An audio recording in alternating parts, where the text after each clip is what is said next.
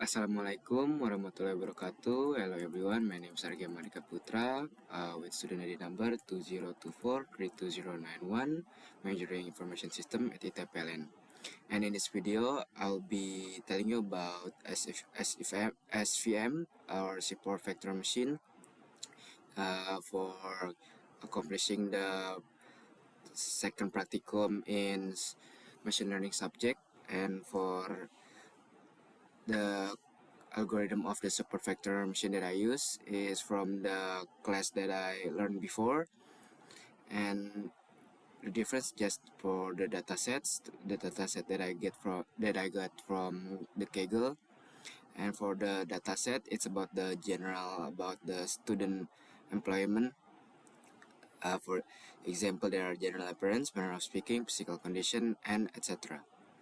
Okay, moving on to the first algorithm, the basics. In this section, the first step is importing the necessary libraries. The pandas libraries is imported as PD to handle data loading manipulation, and then NumPy is imported as NP to support numerical computation, and then Matplotlib is imported as PLT for data visualization purpose. After importing the libraries, the dataset is loaded from an Excel file name that I name student m using the XLX format, and then using the pederit Excel, not pederit CSV, and then for the function and stored in a variable called df, and then the data frame is displayed here, and then will be pop out. The output shows that the dataset contains numerous rows and 10 columns consisting of student evaluation attributes such as general appearance that I said before, and etc.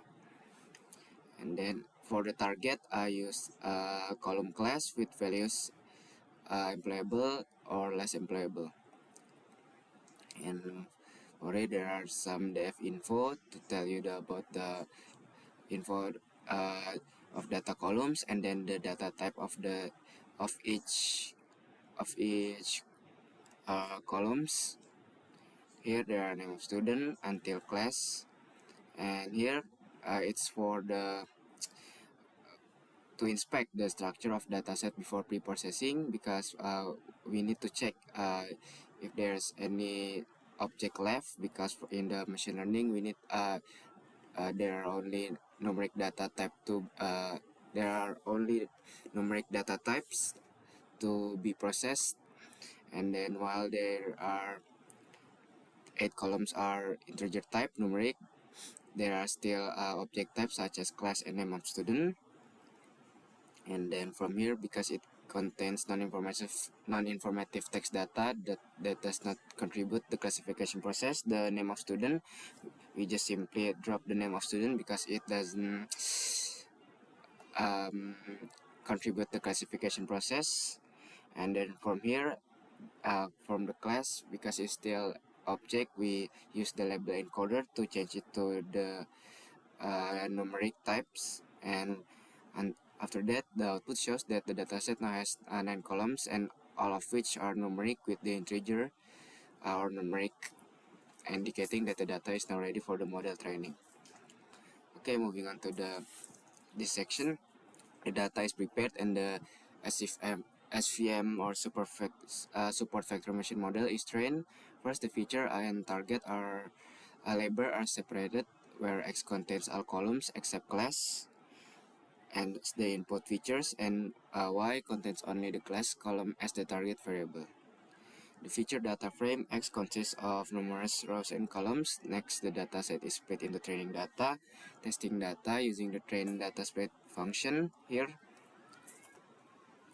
and then from a scalar model selection with 70% of data allocated for training and 30% for testing and random.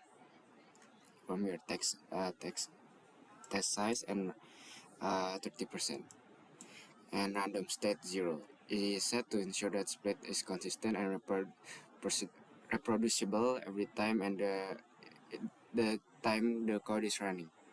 After splitting, the SFM model is initialized using this here import SFC class from the sklearn SFM for the sklearn for the support vector machine with random state 0, and then finally the train model is used to generate prediction on the test data X-test using model predict, and the results are stored in the variable PR for further evaluation here,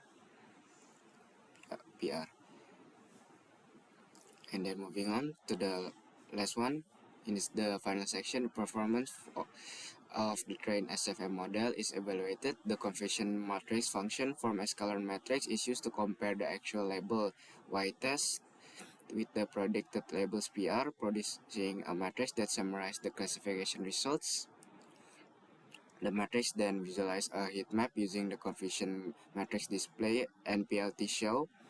The conversion matrix shows for values true positive here, the yellow one, meaning the model correctly predicted 457 students as employable, and true negative here, uh, uh, 302 students as less employable. False positive here, there false positive 62, meaning the 62 of less employable students were incorrectly predicted as employable.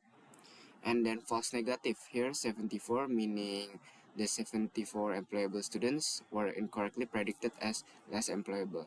Finally, the accuracy of the model calculated using accuracy store and multiplied by 100 to convert it to a percentage. The result shows an accuracy of 84%, which means that support vector machine model was able to correctly classify approximately 85 out of every 100 test samples, indicating that the model performs well in distinguish between employable and less employable students based on the given features. That's all for my practicum in this subject, machine learning subject. Thanks for watching.